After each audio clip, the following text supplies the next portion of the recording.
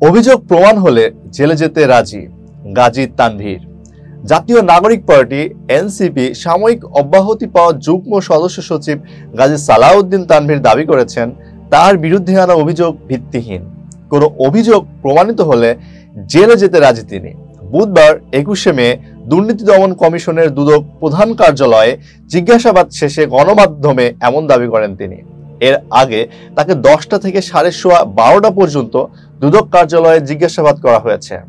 NCP সাবেক নেতা গাজী সালাউদ্দিন বলেন, অভিযোগ অসত্য ও ভিত্তিহীন। এর কারণে আমাকে সামাজিক ও পারিবারিকভাবে হেয় হতে হয়েছে। এর যথাযথ তদন্ত হওয়া উচিত। এনসিপি সাবেক এই নেতা বলেন, গণমাধ্যমে এসেছে 110 কোটি টাকা, কাগজে 400 কোটি টাকা দুর্নীতি হয়। এটা হয় কিভাবে?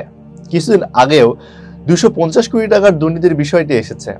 যে কোনো অ্যাঙ্গেলে এর হিসাব খতিয়ে দেখা উচিত, এর সঠিকভাবে তদন্ত হওয়া উচিত। অন্যদিকে 64 জেলায় ডিসি নিয়োগ এটা একটি স্বচ্ছ প্রক্রিয়ার মাধ্যমে হয়ে থাকে। যদি কারোর বিরুদ্ধে অভিযোগ ওঠে তাহলে তাকে তো মহাশক্তিশালী হতে হবে। সাবেক এনসিপির এই নেতার বিরুদ্ধে ক্ষমতার অপব্যবহার করে তদবির বাণিজ্য, চাঁদাবাজি, টেন্ডার বাণিজ্য সহ দুর্নীতি ও অনিয়মের মাধ্যমে নাম বেনামে অবৈধ সম্পর্ক অর্জনের অভিযোগ রয়েছে।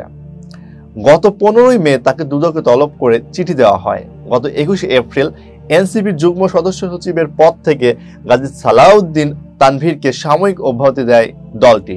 চলতি বছরে জাতীয় শিক্ষাক্রম ও পাঠ্যপুস্তক বোর্ড এনসিটিবি পাঠ্য বই ছাপানোর কাগজ কেনায় কমিশন বাণিজ্য নিয়ে দুর্নীতির অভিযোগের সঙ্গে তার নাম উঠে আসে।